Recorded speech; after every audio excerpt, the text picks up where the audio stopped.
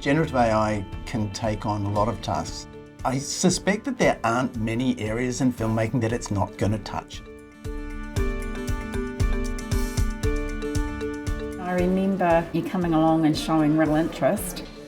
That was the beginning of your journey.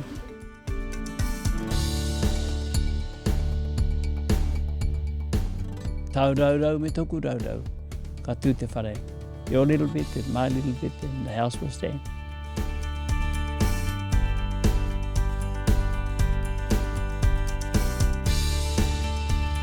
It's about the tomorrow, it's about our mokuhuna.